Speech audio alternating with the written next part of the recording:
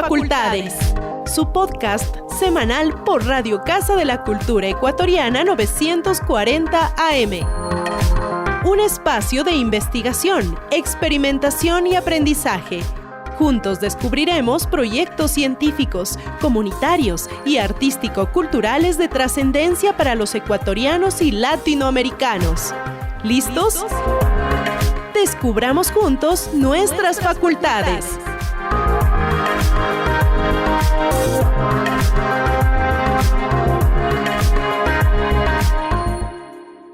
Bienvenidos a un nuevo episodio de Nuestras Facultades.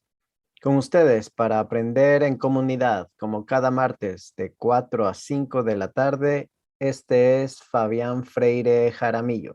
Hoy, 24 de mayo del 2022, cuando los ecuatorianos conmemoramos el bicentenario de la Batalla de Pichincha, dedicaremos un especial de 2 semanas durante este programa y el de la próxima semana a un análisis alternativo que contraste frente al convencional reconocimiento de esta fecha como gesta histórica. Desde nuestras facultades queremos brindar espacio a múltiples voces que nos ofrezcan nuevas perspectivas y evaluaciones sobre este proyecto inconcluso que llamamos Ecuador, en cuyos procesos republicanos, nacionales, plurinacionales y sobre todo populistas y neocoloniales llevamos inmiscuidos los ecuatorianos tras 2 siglos de nuestra tal llamada independencia. La pregunta que abordaremos reiteradamente es ¿cómo marcha este proyecto de país?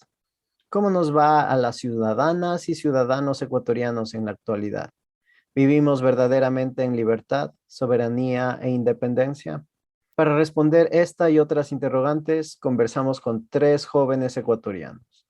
Una estudiante universitaria, un profesional de artes digitales y una candidata doctoral en ciencias sociales, quienes compartirán con nosotros su forma de entender y sentir este aniversario nacional. Así buscamos ofrecer testimonios vivos, especialmente de los jóvenes, lejos de los recuentos y fechas muertas de los libros, que muchas veces memorizamos sin comprender en verdad su significado. Como nos dirá una de nuestras invitadas, la joven estudiante de historia Verónica Icaza, la conmemoración de gestas históricas tiende a presentar los hechos y sus personajes de una manera abstracta y por ende como finitos y consagrados en el tiempo, cuando en realidad estos son el resultado de largos y complejos procesos históricos, sociales y políticos, cuyo contexto debe ser estudiado y entendido para tratar de comprender mejor nuestro presente. Conversamos de igual manera con Kevin Vivar, un joven profesional del diseño gráfico, quien basó su trabajo de tesis de licenciatura en el mariscal Antonio José de Sucre, con el afán de enseñar a las nuevas generaciones sobre nuestra historia de una manera más didáctica y contemporánea. El resultado, una ilustración de cómic titulado Saga Sucre. No se pierdan las entrevistas con Verónica Icaza y Kevin Vivar en la segunda parte de este especial sobre el 24 de mayo, el próximo martes a las 4 de la tarde. Invitamos, como siempre, a toda la audiencia a comentar en nuestras redes sociales con el hashtag Nuestras Facultades. ¿Qué calificación le brindas a tu experiencia individual y colectiva, viviendo como ecuatoriano o ecuatoriana en el siglo XXI? Como siempre, estaremos atentos para leer sus comentarios. Sin más, iniciamos esta serie conversatoria con jóvenes ecuatorianos acerca del estado de nuestro país por el bicentenario de la Batalla de Pichincha. Lo hacemos con el testimonio de la candidata doctoral Verónica Yuquilema, que está estudiando temas fascinantes en la Universidad de Coimbra, Portugal, en el Centro de Estudios Sociales, en busca de un doctorado en poscolonialismos y ciudadanía global. ¿Qué balance podemos sacar los ecuatorianos desde el punto de vista de una investigadora, socióloga, desde el punto de vista del avance del Estado plurinacional? ¿Qué balance podemos sacar al celebrar los 200 años de la Batalla de Pichincha? Doctora Yuquilema, bienvenida. Fabián, qué gusto. Muchísimas gracias por esta invitación. Realmente, cuando recibí la invitación me entusiasmó muchísimo el interés y también la apertura para compartir nuestros pensamientos también en este tipo de espacios. De igual manera, un saludo muy, muy cordial y afectuoso para quienes nos escuchan. Y bueno, que en esta entrevista queremos compartir nuestras opiniones también y nuestros criterios en relación a estos 200 años de nacimiento de este Estado-nación. Sin duda, desde mi perspectiva y desde sí, por lo menos una gran parte de la población que pertenecemos a pueblos y nacionalidades originarias, claro, tenemos como un sinsabor, digámoslo así, en relación a estos 200 años que se celebran, ¿no? Y yo creo que justamente incluso el mismo hecho de usar esta palabra, se celebran, ya lo podemos poner en cuestionamiento, ¿no? Porque ¿qué es lo que se celebra? ¿Qué es lo que estamos festejando, ¿no? Desde nuestra posición, ¿no? Vuelvo y repito también, como pueblos y nacionalidades originarias, en donde en estos 200 años de creación del Estado-Nación hemos tenido que luchar para que en un primer momento seamos considerados ciudadanos y ciudadanas, por lo menos ante, digamos, constitucionalmente o, digamos, en esta idea de ley, ¿no? Y segundo, ya la puesta en práctica o el ejercicio de los derechos de ciudadanía también ha sido una lucha constante y lo es hasta ahora. Entonces, por eso digo, quizá el balance para nosotros como pueblos y nacionalidades es un sinsabor, o sea, como que es una mezcla de lo dulce, lo amargo, lo salado también, ¿no? Es como una confusión de sabores.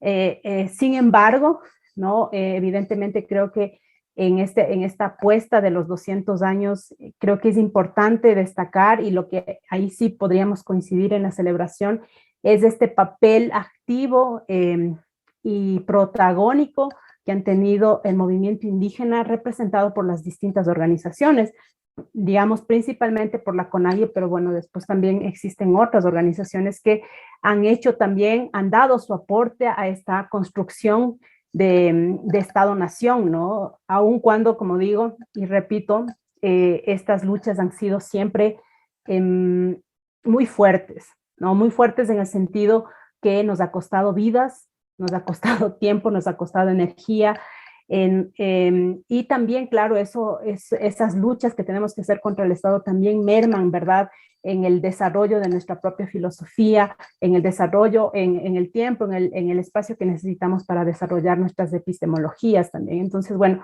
es como una mezcla de todo. Sin embargo, creo que sí tenemos que, como digo, destacar y celebrar ese papel protagónico que el movimiento indígena, representado por las distintas organizaciones, ha venido desempeñando en estos largos 200 años y cuya principal propuesta que ha ido surgiendo, no solamente, digamos, por el aporte propio de los pueblos y nacionalidades, sino por el aporte de varios actores que se han ido sumando, con quienes se han ido haciendo alianzas estratégicas en estos 200 años, han permitido, ¿no?, construir esto que se llama la propuesta o el proyecto para el país de Estado plurinacional, que creo que esto es como, después de estos años, de estos siglos de resistencia, no han sido solamente siglos de resistencia, sino sobre todo siglos de propuesta continua y sistemática, como decíamos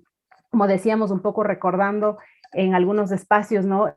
También ha sido esta propuesta, nuestras propuestas siempre han sido cíclicas e integrales, y de tal forma que, por ejemplo, el último levantamiento indígena del año 2019, se evidenció eso, ¿no? Se evidencia cómo el movimiento indígena es representado por la CONAIE en específico y también por otras organizaciones, la FEINE también en la época y la FENOCIN, se convirtieron realmente en la voz de los sin voz, como decimos, ¿no? Entonces creo que eso es, digamos, en este primer momento podría aportar desde ese lado, o sea, mi balance, sí, como que digo, estos 200 años nos han permitido también ir vislumbrando un camino siempre alternativo y siempre esperanzador, de construir un Estado diferente al que tenemos, un Estado realmente que permita el desarrollo de las diferentes filosofías, de las diferentes epistemologías existentes de aquí, y que se entienda finalmente, ¿verdad?, que esa es la gran riqueza de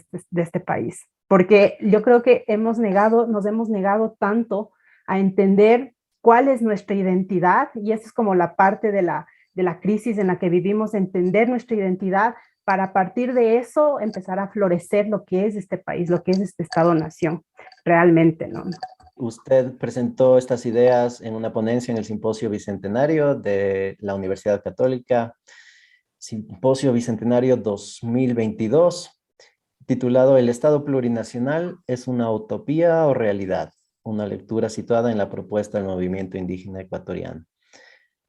Nos adelantó un poco ese balance, pero ¿es una utopía o una realidad? ¿Cómo responde su propia pregunta, por favor? Sí, justamente, bueno, tuvimos la oportunidad y la propuesta que llevamos a la ponencia, justamente, digamos, a este simposio, partía de esta pregunta que claro, para mí también fue cuando lo propuse, también dije, bueno, yo también en este camino voy a responderlo, ¿no? Cuando lo propuse de la nada, digamos así. Claro, teniendo una noción, pero un poco también para explorar. Y, digamos, mi respuesta viene encaminado en dos sentidos, ¿no? El primero es que el Estado plurinacional se está construyendo, ¿no? Considerando que el Estado plurinacional nace como propuesta escrita y puesta en conocimiento del pueblo ecuatoriano en el año 94, pero ya desde el 80, desde antes ya se venía como cocinando la idea, ¿no? Y finalmente, digamos, se muestra esta propuesta recién en el año 94. Y desde entonces hasta ahora también ha habido, ¿no? Debates, análisis en relación a esto. Y, por ejemplo, ya ahora en este año 2022 y, bueno, desde los años anteriores, ya se habla, ¿no? De que el Estado plurinacional se está construyendo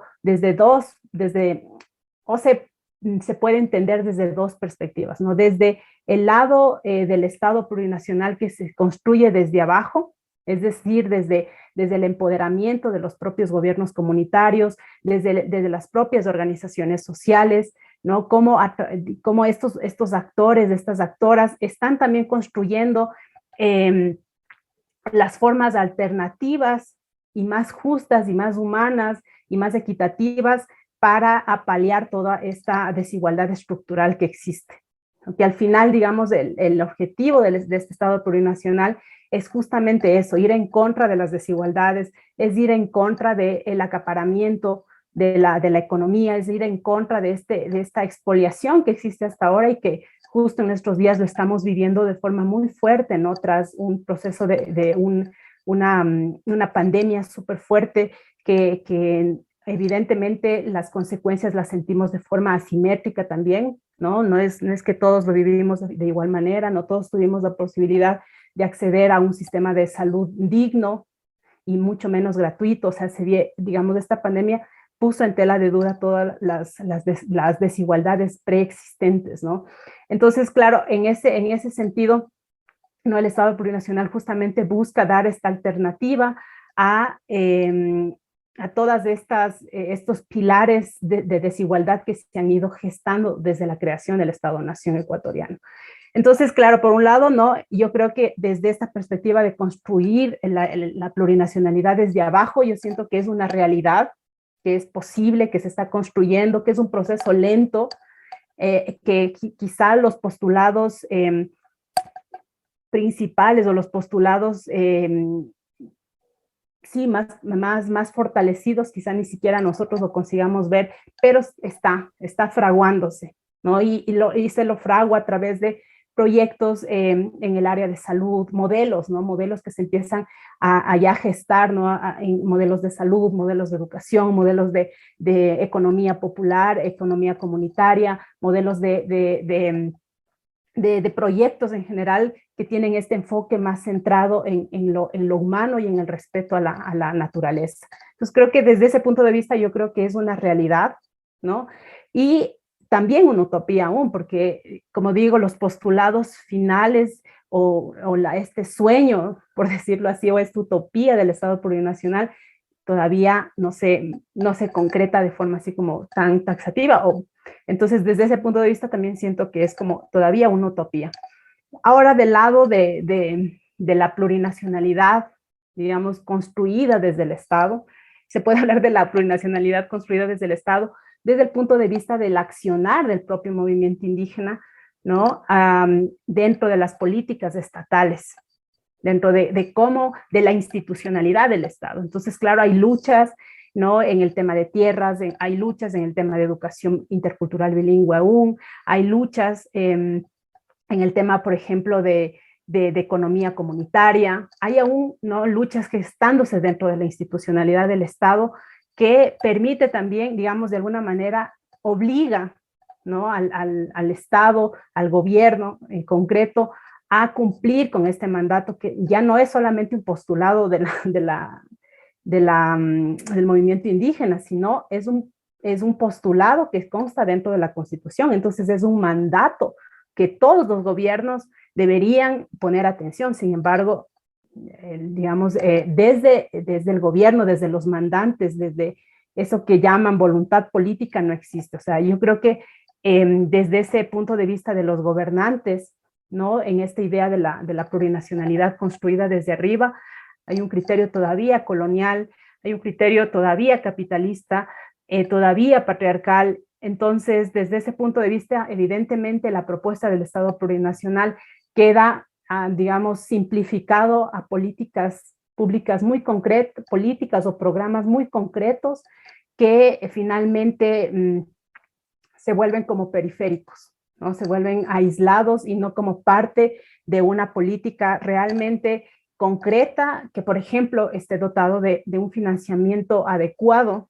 que es lo que ha pasado con la educación, ¿no? La educación creo que es el ejemplo más claro que la educación bilingüe que nace en el 88, ya en el 94, por ejemplo, ya se hace un balance en que el presupuesto que se dotó para el sistema de educación intercultural bilingüe era ínfimo en relación, ¿no?, a todo lo que se tenía que crear, porque hay que partir de que las filosofías, las epistemologías, los modelos que nacen desde esta filosofía comunitaria necesitan, por supuesto, necesitan mayores presupuestos para que se puedan desarrollar, porque no es lo mismo, por ejemplo, 200 años de Estado-Nación donde, por decirlo así, la justicia ordinaria, adentrémonos ahora en el tema de la justicia ordinaria ha tenido todas las posibilidades de desarrollo, ¿no?, a nivel académico, a nivel de institucionalidad, a nivel de universidades, por ejemplo, mientras que, claro, los sistemas de justicia de los pueblos originarios no han tenido esa misma posibilidad, y más que ni siquiera han tenido la posibilidad,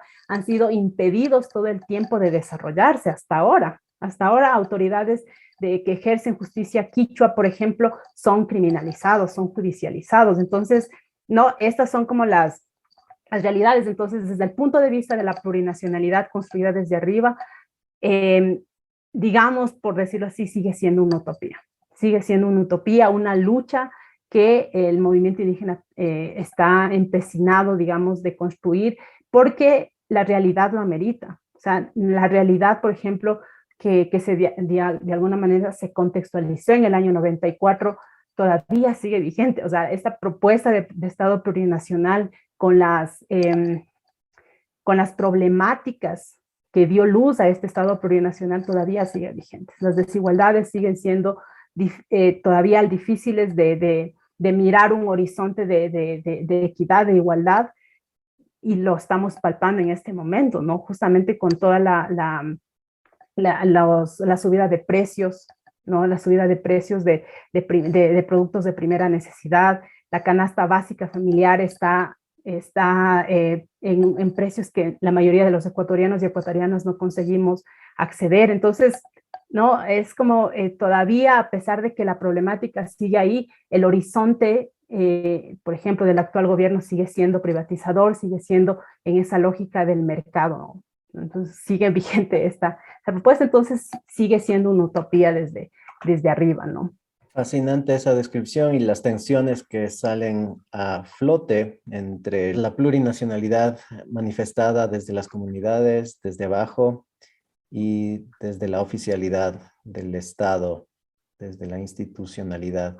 Muchas gracias por esas reflexiones, y se anticipó un poquito al tema de las fuerzas políticas que nos interesa investigar, precisamente primero desde un punto histórico. ¿Cuáles son las fuerzas políticas que batallaron en las faldas del Pichincha 200 años atrás, y si de alguna manera las podemos seguir su pista hasta el presente, y cómo estamos los ciudadanos las comunidades viviendo el día a día. Creo que su reflexión tocó muy atinadamente sobre estos puntos. Quién sabe, si el tiempo nos permite, volvemos a reflexionar sobre ellos.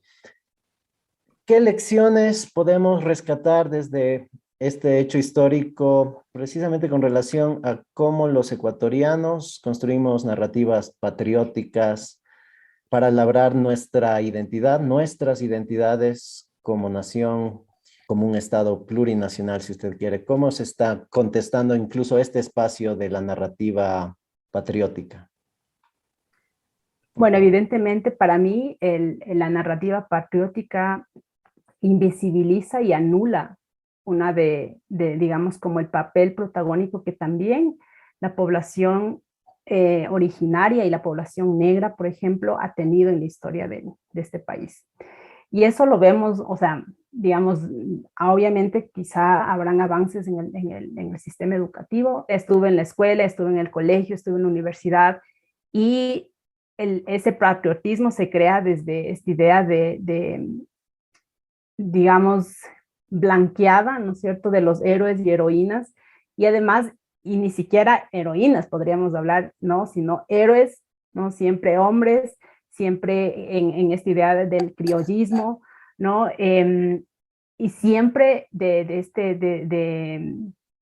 empezando, digamos, por la figura de Simón Bolívar, empezando por figuras como esas que se han vuelto referentes, y de cierta manera, digamos, no está mal, pero entender que ese protagonismo ha invisibilizado durante este tiempo otros protagonismos, eso también es un hecho. Y eso creo que es lo que se propone, lo que se critica también, ¿no? Y eso en la historia oficial que nos es transmitida a través de la educación, nos es transmitida a través de los medios de comunicación, nos es transmitida a través de las narrativas, de los discursos oficiales. O sea, esa digamos, creo que es como la primera idea.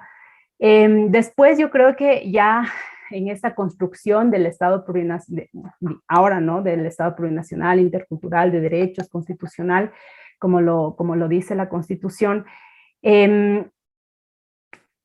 obviamente, digamos, yendo un poco a la historia, no soy experta en historia, pero claro, por el tema que abordo en mi tesis doctoral también, digamos, he tenido que hacer esos pasos por la historia sin adentrarme en las discusiones más finas, ¿no? Pero claro, o sea, releyendo la historia, como suelo decir, ¿no?, usar eso de releer la historia, porque claro, muchas de las cosas que yo fui aprendiendo en este proceso nunca se me fue transmitida, y también reconstruyendo la historia, escuchando, por ejemplo, a los abuelos, a las abuelas nuestras, también vamos como entendiendo las lógicas, ¿no? ¿Qué pasaba? ¿Qué pudo haber pasado en 1822, ¿no? O sea, ¿qué pudo haber pasado en esas batallas? Entonces, bueno, un poco entendiendo esto, yo creo que los pueblos y nacionalidades originarias, así como la población negra esclavizada, también construyeron este Estado. Sin embargo, el protagonismo no se lo llevaron ellos ni ellas. Y claro, las fuerzas que dominaron en la época, digamos, para los procesos independentistas, evidentemente fueron los de las clases privilegiadas, que en su mayoría eran hombres, ¿no? Aun cuando, claro, el papel de la mujer también, igual que el de los pueblos originarios, igual que el de la población negra, ¿no?, era importante, sin embargo fue invisibilizado. Entonces, claro, todas, digamos, estas tendencias que nacen en la época, ¿no? Yo creo que una cosa importante y que, digamos, es como el hilo conductor de lo que ocurre hasta ahora, es que estas fuerzas independentistas, si bien estaban buscando la independencia de la corona española, ¿no?, estaban al final buscando cuidar sus intereses económicos, sus intereses políticos, sus privilegios, que es ahora lo que empezamos a poner en discusión y es incómodo, ¿no? Cuando empezamos a hablar de los privilegios, entonces se tacha de victimismo a quienes estamos ejerciendo esa posibilidad de resistencia, ¿no? Y digamos, de alguna manera de aceptación de que, bueno, hay cuestiones que vienen desde atrás, y que hasta ahora siguen siendo heridas profundas que nos van separando, ¿no? Entonces, claro, al final, digamos, es como entender que esas fuerzas independentistas también tenían sus propios intereses de dominio de estas tierras, ¿no? Entonces, es lo que justo en alguna de los levantamientos provocados por la CONAIE se hablaba, ¿no? El 24 de mayo cambiamos de patrón, era una de las frases, y alguna vez incluso decían que estaba escrito como un graffiti después de las movilizaciones, y es verdad, o sea, finalmente digamos, los procesos independentistas y para quienes no estábamos en el círculo de poder de la élite ecuatoriana, criolla de la época, evidentemente esto era un cambio de poder simplemente, era un cambio de patrón. Entonces sí, yo creo que esa idea, digamos o esas intenciones con las que nace también este Estado-Nación, es lo que se ha mantenido hasta el día de hoy. Con distintos tintes, ¿no? Algunos, digamos, claro, ya después en el proceso, si bien al inicio de los gobiernos, del presidencialismo, tenemos una tendencia más conservadora como gobierno, después no empiezan las pugnas también entre las élites políticas y empieza, ¿no? También ya el liberalismo a tener como un protagonismo y empieza a tener también ya el poder, ¿no? Entonces, aun cuando había todas esas batallas internas dentro de la élite ecuatoriana, eso, claro, eran batallas por el control del poder, por el control económico que favorecía sus intereses. Entonces, desde esa perspectiva, los grupos mayoritarios, ¿no? Empobrecidos de clase trabajadora, luego ya se habla muchísimo del mestizaje, ¿no? El mestizaje, los pueblos originarios, los pueblos negros, las mujeres, o sea, ese grupo siempre, digamos, ha tenido que enfrentar toda esta lógica de poder venida desde los grupos de poder también, de los grupos que monopolizan el poder en este Estado-Nación. Y eso creo que ya leyendo, como digo, y releyendo la historia, para mí, cuando me topaba con esos pasajes de cómo este pequeño grupo, ¿no? Manipula para todo lo que ocurre abajo, es realmente, digamos, indigna, entristece, la rabia también se remueve porque realmente, digamos, en muy pocas ocasiones, ¿no? Ese servicio para la comunidad, esa construcción de comunidad ha sido como la tónica que ha movido a este Estado-Nación, ¿no? O sea, sobre todo pensando en esta lógica de todos y todas, ¿no? Siempre ha sido como que en función de la acumulación para ciertos grupos en específico y no en función de la repartición digna, igualitaria de los recursos para todos y todas. Entonces, eso creo que se ha arrastrado hasta el día de hoy y se arrastra, ¿no? Justamente por esta idea del pensamiento capitalista que domina nuestro Estado, sí, los gobiernos que han ido y han venido con distintos tintes, algunos un poco más, digamos, de alguna manera más conscientes que otros, pero finalmente creo que una de las grandes batallas que nos toca lidiar o que buscar alguna alternativa sin caer en esa dicotomía socialismo-capitalismo o izquierda-derecha, nos toca realmente ver la realidad que nos aqueja en este momento. Yo digo que una de las, no, o sea, las discusiones a nivel global en este momento se están centrando muchísimo en el tema de la crisis ambiental que estamos viviendo, de la crisis climática que estamos viviendo. Entonces yo creo que realmente estamos en un momento de crisis civilizacional que ya no parece, no es como que la crisis va a venir después de muchísimo tiempo, ya lo estamos viviendo, ¿no? Y paradójicamente quienes estamos siendo el sostén, el soporte de esa crisis ambiental, inclusive seguimos siendo estos grupos que han sido excluidos, que han sido invisibilizados dentro de esta lógica del Estado-Nación que hasta ahora existe, ¿no? Porque son los propios pueblos originarios quienes están defendiendo los territorios que permiten la sobrevivencia de todos y todas, ¿no? Quédense con nosotros. Volvemos pronto con Nuestras Facultades, su espacio de investigación, análisis y diálogo directo con científicos, artistas y creadores culturales.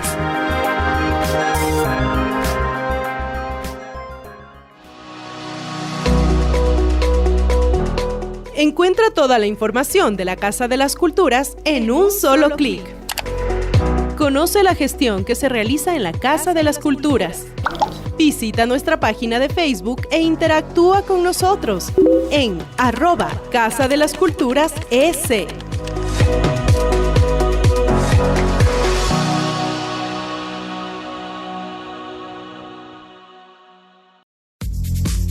Sé parte de nuestra comunidad en Facebook, Agenda Cultural Nacional, un espacio para conocer y compartir los eventos y actividades culturales y artísticas a nivel nacional, a un solo clic.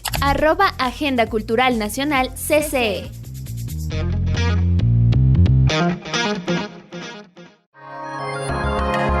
¿Listos? Continuemos explorando, experimentando y aprendiendo acerca de nuestras facultades.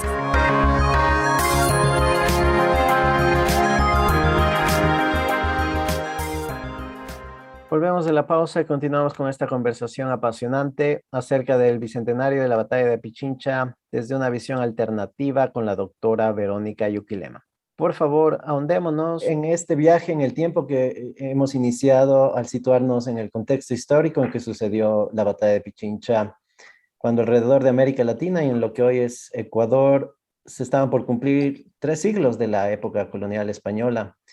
Desde un discurso antihegemónico, ¿cómo podemos entender las fuerzas y los actores sociales, políticos en el momento de la independencia? Por un lado, los criollos independentistas, por el otro lado, pues, los realistas en busca del control de estas tierras, como lo citó usted. ¿Dónde mediaban estos grupos que son invisibilizados, comunidades indígenas, en esta pugna? Bueno, hay muchas cosas en la historia que, bueno, ahorita voy a tratar como de no entramparme tanto, pero hay como una línea de pensamiento de que estos procesos independentistas tienen su, digamos, como su semilla, ¿no? En los procesos ya de revolución que empezaron a surgir no solamente aquí en lo que ahora se conoce como Ecuador, sino ya en Perú, en Bolivia, empiezan a germinar procesos revolucionarios protagonizados por los propios pueblos originarios, ¿no? Y ahí se resaltan las figuras de Tupac Amaru, Tupac Amaru I, Tupac Amaru II, Bartolina Sisa, Micaela Bastidas, ¿no? Es como que esos procesos embrionarios que no son reconocidos por la historia oficial. Existe incluso una idea, ¿no? Hay un escritor estadounidense, me parece que menciona, ¿no? Como que reposiciona, por ejemplo, la revolución de Tupac Amaru I como una de las revoluciones más importantes de la época y en nuestro contexto, junto con la revolución haitiana, por ejemplo, ¿no? Que se da mucho antes de la revolución que ocurre en Estados Unidos, ¿no? Con la independencia y todo. Entonces creo que para mí, digamos, una cosa que dejo así dicha y que tampoco me puedo adentrar porque, como digo, no sé tampoco tanto de historia, pero me ha parecido importante esto mencionarlo para saber también ver que esta idea de independencia, esta idea de libertad, evidentemente a quienes más, de alguna manera, les convenía eran a los pueblos originarios, ¿no? Porque, digamos, todo este proceso de dominación que existía de distintos lados. Obviamente hay más energía, digamos, hay como más, no energías, pero más poderes o más pugnas existentes, ¿no? Y también es importante como analizar no solo lo que pasaba en Ecuador, sino también lo que pasaba, por ejemplo, en el contexto de la corona española, ¿no? Porque España también es una construcción de país bastante reciente, no es que existía ya desde que llegaron los españoles de acá, ¿no? Existían los reinos en España también, y en el contexto en el que ocurren los procesos independentistas también es mirar como geopolíticamente la situación, ¿no? España está en una situación de pérdida de poder dentro de Europa. Entonces, bueno, habían como muchas fuerzas, yo digo, y el tema claro, estos procesos embrionarios, digamos, de revolución, de independencia de parte de los pueblos originarios, constituía un jaque, digamos, ¿no? A todo el poder colonial venido de España, pero también al poder colonial que ya estaba instaurado con la clase criolla acá. Entonces, claro, esos procesos evidentemente ya cuando se entra ya a la etapa de lucha entre la corona española y la clase criolla acá, era conveniente, ¿no es cierto?, esta fuerza, digamos, esta fuerza de los pueblos originarios, de los pueblos negros, era conveniente para ambos lados, ¿no? Tanto para las tropas realistas como para las tropas independentistas. Entonces, de lo que he conseguido leer, he conseguido tener acceso, es que también dentro de entonces, claro, tanto los independentistas como los realistas empiezan procesos de acercamiento en un primer momento a los caciques, ¿no? Porque recordemos que todavía, digamos, se mantenían los cacicazgos en la época con los caciques indígenas que a veces eran mujeres y a veces eran hombres. Entonces, eso, digamos, como que esos acercamientos de lo que yo he conseguido leer, se daba de los dos lados. ¿Y qué pasaba, digamos, ya internamente digamos, con el movimiento indígena, ¿no? Ahora que le podemos llamar así, y desde entonces también entender la heterogeneidad del movimiento indígena, porque hablamos como movimiento indígena y parecemos que es como una caja, ¿no? Y en realidad somos bastante heterogéneos, bastante diversos, y en la época ya se evidenciaba. Por ejemplo, en la época ya tenemos como, había personas que les denominaban los indios libres, por ejemplo. Habían otro segmento, digamos, estaban los indios conciertos, los que en efecto trabajaban dentro del sistema hacendatario. Luego están los caciques, que eran quienes eran digamos, los que administraban de alguna manera, ¿no? ciertas parcialidades, les llamaban en la época, y estos, ¿no? digamos, de alguna manera se constituían como ese puente, ¿no? con el poder colonial, ya sea de la corona española o en este caso del poder criollo que ya estaba fortalecido, ¿no? Entonces, claro, de esos tres niveles, digamos, de alguna manera, no jerarquizados, pero estos segmentos de la población de pueblos originarios, también las estrategias fueron diversas. Por ejemplo, los caciques, de lo que se sabe en el contexto de Cotacachi, ¿no? por decirlo así, optaban algunos por participar, ¿no? Otros optaban simplemente por desentenderse totalmente y cuidar sus parcialidades, ¿no? Algunos tenían como la doble función, como que al mismo tiempo conversaban con los realistas, al mismo tiempo con los independentistas, y al final, no sé, digamos, por decirlo así, en el momento del accionar, simplemente no accionaba. Entonces, claro, todo dependía, y todo yo creo que, digamos, ya mirando la geopolítica de la época, todo tenía que ver mucho con, digamos, las conveniencias en cuanto a derechos que ellos podían optar, porque en la época, claro, ya empieza los realistas especialmente ya empiezan a escribir ya la Constitución, que es la Constitución gaditana, ¿no? De 1812 más o menos, y que en esa Constitución, por ejemplo, ya había un representante de los pueblos originarios en España debatiendo, ¿no es cierto?, también sus derechos, diciendo como nosotros también tenemos derechos. Entonces, por el lado realista también se da esa apertura, ¿no? Para que los pueblos originarios también puedan decir, bueno, esto queremos, esto no queremos, y claro, lo principal era todo el tema de impuestos, ¿no? Yo creo que ese era como el tema central para los acuerdos o los desacuerdos, era la cuestión de derechos en cuanto a impuestos, porque la población de pueblos originarios ya eran quienes sostenían, ¿no?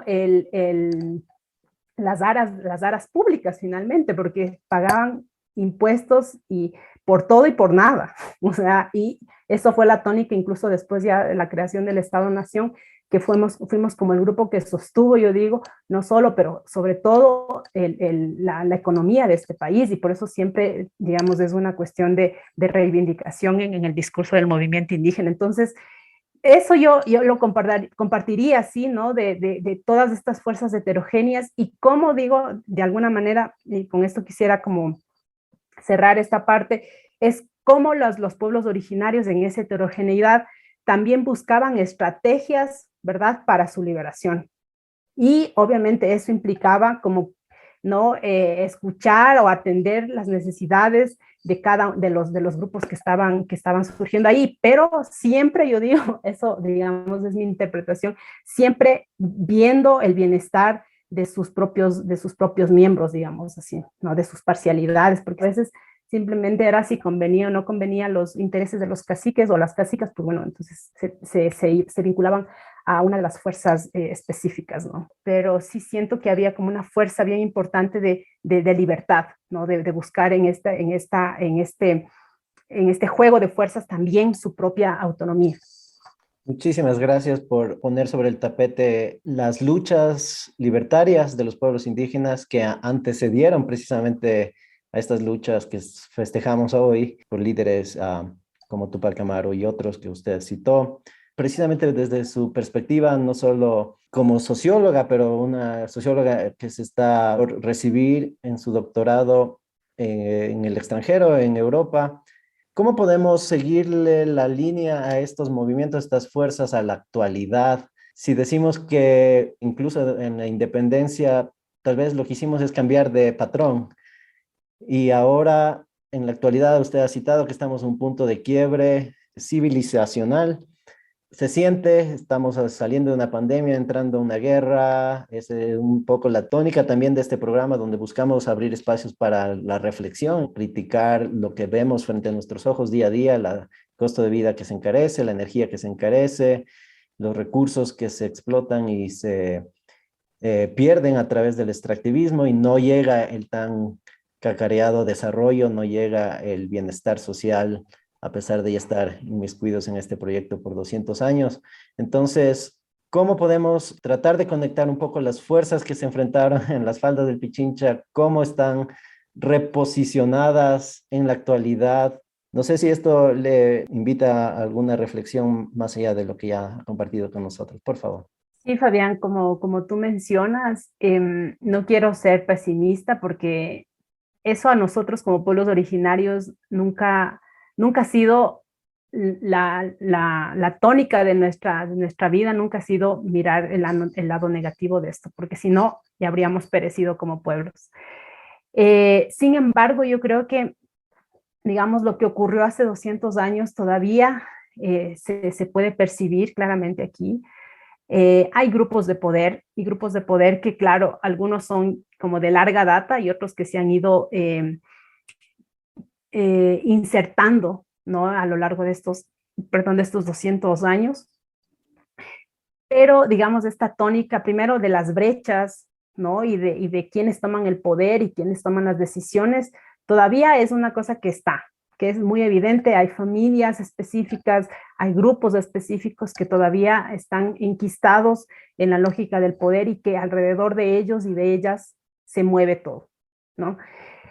Y digamos, lo interesante sí es que así como esto, digamos, está tan, así como tan herméticamente, de alguna manera, sellado y muy condicionado para ciertos grupos, para cierta élite, para cierto color de piel inclusive, ¿no? Porque eso es otra cosa, o sea, el colonialismo también, o sea, sigue siendo este grupo tan exclusivo, ¿no es cierto? Estos grupos tan exclusivos que los colores de piel también son tan evidentes, ¿no? El dominio de uno solo. Entonces, afortunadamente, digamos, así como hay esto, también hay lo otro. Y son estos, yo digo, estos grupos subalternizados históricamente que también se juntan, que también estamos, ¿no? Buscando cómo desentrañar toda de alguna manera, este poder enquistado.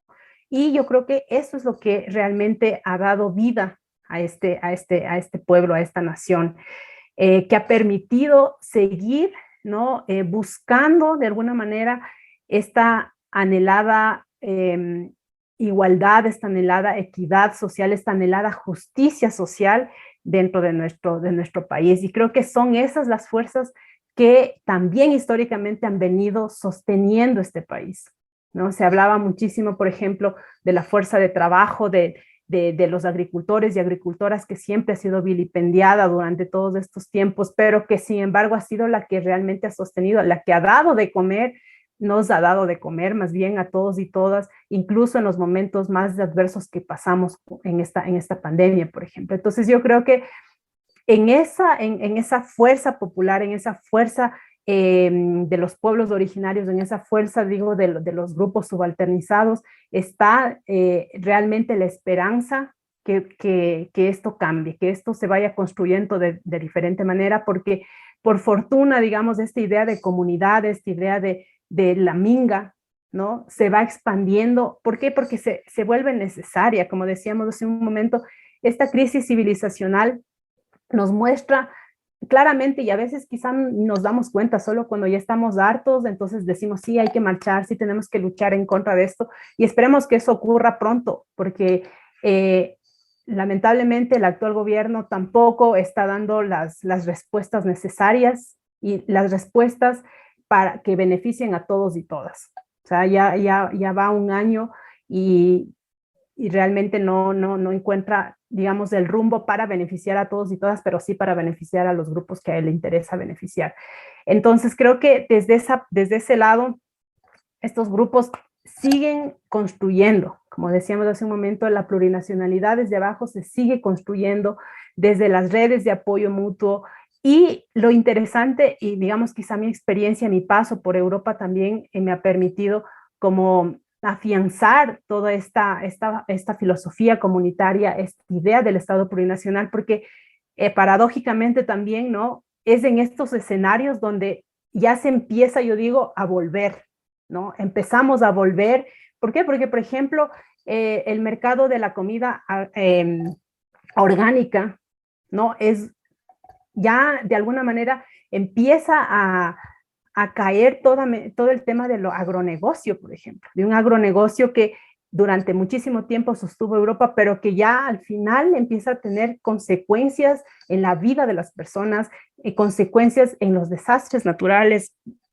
Entonces, las políticas de alguna manera es como que volver, ¿no? De ahí, por ejemplo, hay la presencia de los partidos verde, que, bueno, de forma general lo digo, ¿no? Partidos que empiezan a proponer alternativas que nacen de filosofías diferentes del occidental.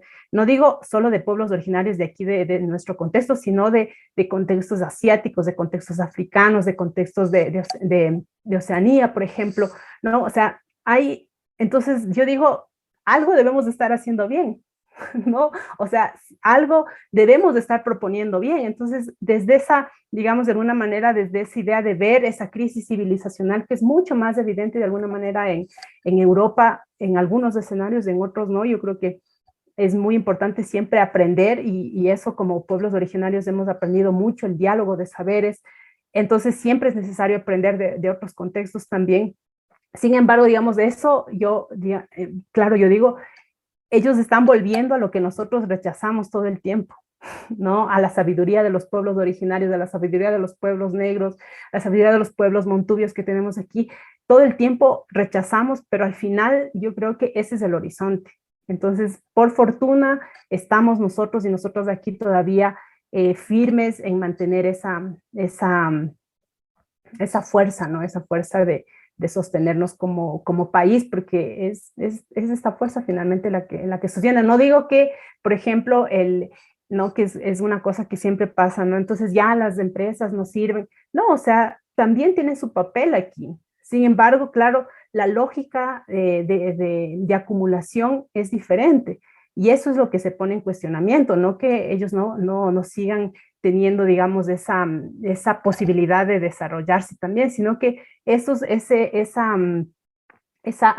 acaparamiento, esa acumulación es la que lamentablemente sigue produciendo desigualdades, sigue produciendo miseria, sigue produciendo empobrecimiento en la mayoría de los ecuatorianos y ecuatorianas, y eso es lo que se lucha, y por eso es lo que se va demandando, ¿no? Durante todo este tiempo. Entonces, me quedaría por ahí con esas ideas, como digo, siempre pensando y mandando esta idea de que podemos, o sea, tenemos herramientas importantes de hacerlo aquí.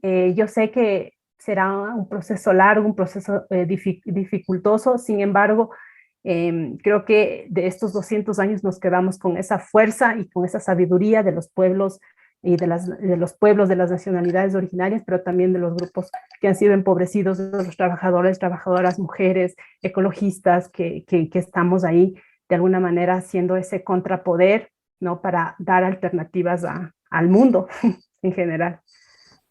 Maravilloso testimonio. Muchísimas gracias. En verdad se debe evaluar el sistema actual a través del resultado que éste genera. Y ante los ojos no se puede mentir.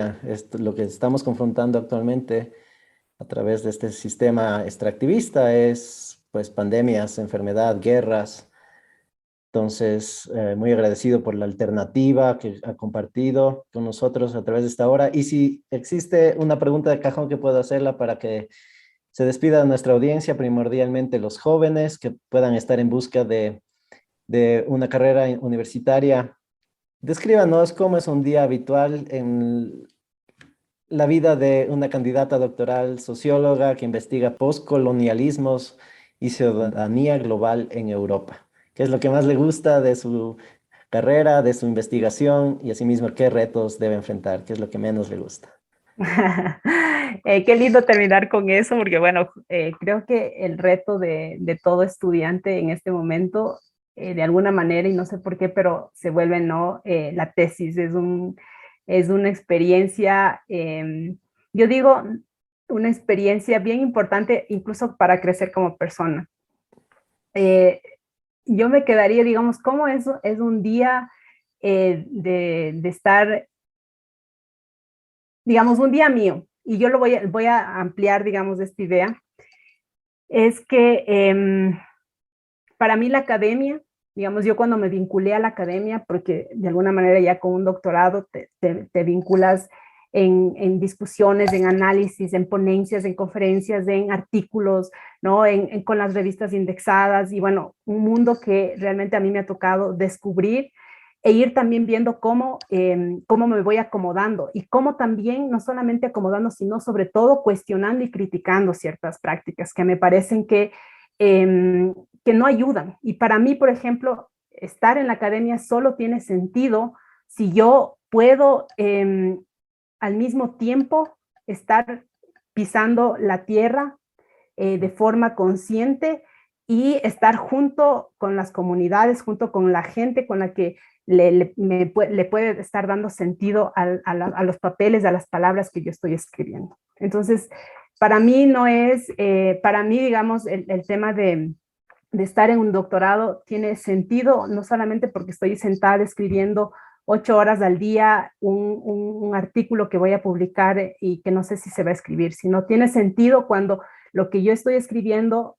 es cercano y le puede permitir a la persona, así sea una persona, leer y que eso le permita reflexionar, le permita cuestionar. Entonces, una de las cosas que para mí es fundamental, digamos, en mi día a día es eso, entregar algo que sea importante para mí, pero que sobre todo sea importante para la comunidad y que eso permita, por un lado, visibilizar, que es lo que a mí me interesa con mi tesis, es visibilizar ese conocimiento de los pueblos originarios que ha sido no tapado, que ha sido anulado y que en esa visibilización vayamos encontrando respuestas, horizontes, nosotros como pueblos originarios, pero también las otras poblaciones. Eso creo que es importante y lo otro creo que es importante la pasión, ¿no? Alguna vez cuando hablábamos de, bueno, ¿y qué tema vas a hacer de tesis? Yo voy vinculada a mi tema de tesis ya más o menos unos 12 años y siempre y todo el tiempo voy aprendiendo, ¿no? Y cómo voy aprendiendo siempre en contacto con la realidad, con mi realidad, con la realidad de las comunidades. Entonces, yo creo que eso es una cosa que sí hay que cambiar de nuestro sistema educativo, de la academia en general, es siempre hacer que lo que nosotros sabemos, lo que nosotros aprendemos, primero sea retribuido a la gente y segundo, sea útil para la gente y que en todo el tiempo haya esto que llama Paulo Freire, ¿no? Una relación dialógica, una relación recíproca, una relación que nos permita realmente tanto a las personas que no han tenido la misma posibilidad de entrar a la academia también puedan enriquecerse de ese conocimiento, de ese saber que al contrario nosotros también podemos hacerlo desde las sabidurías locales, desde los conocimientos de las comunidades, de los abuelos, de las abuelas. Entonces creo que eso, y ahí encuentras pasión, ¿no? Cuando estás en contacto con la realidad, encuentras la pasión para tu tesis, y ahí, aun cuando se demore, como es mi caso, se está demorando, aun cuando se demore, sé que en algún momento eso va a ver la luz y va a dar algún aporte, por más ínfimo que sea, va a ser un aporte, y eso creo que es como el reto para mí en el día a día. Estupendo, qué maravilloso testimonio. Hemos compartido la última hora con Verónica Yuquilema, candidata doctoral de la Universidad de Coimbra, Portugal, el Centro de Estudios Sociales. Nos ha iluminado con su perspectiva sobre el Estado plurinacional. Hemos considerado si ha avanzado, se ha vuelto una realidad, continúa siendo una utopía. Al celebrarse los 200 años de la batalla de Pichincha, que sentenció la independencia del Ecuador. Maravillosos testimonios. Doctora Yuquilema está cordialmente invitada para volver y discutir con nosotros su tesis. Muchos éxitos en la persecución de la misma. Muchas gracias, Fabián. He disfrutado muchísimo de esta entrevista, de esta conversación, y gracias a ti por la iniciativa. Creo que estos son los espacios que necesitamos crear, y desde nuestras posibilidades propiciar este tipo de debates, de reflexiones, es súper importante, y lo valoramos muchísimo desde nosotros como pueblos y nacionalidades también. Y pues bueno, a todos quienes nos escuchan también siempre animarles, y yo digo algo que yo he ido aprendiendo, a cuestionarnos y a criticarnos todo el tiempo, que no hay una verdad, hay muchas verdades, y eso tenemos que ir un poco desentrañando, ¿no? Entonces, muchas gracias, Yupaychani, Fabián, por este lindo espacio. Y muchas gracias también a nuestra estimada audiencia por acompañarnos en esta primera parte de un especial por el bicentenario de la batalla de Pichincha. La próxima semana escucharemos las voces de 2 jóvenes ecuatorianos más, quienes nos compartirán su visión sobre el presente de nuestro país y el futuro al que aspiran como estudiantes universitarios y flamantes profesionales. Este fue Fabián Freire Jaramillo, explorando juntos, como cada semana, nuestras facultades.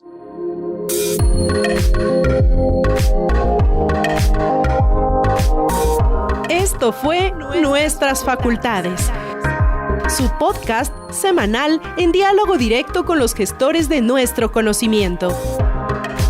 Les esperamos todos los martes de 4 a 5 de la tarde por Radio Casa de la Cultura Ecuatoriana 940 AM y www.radiocce.com.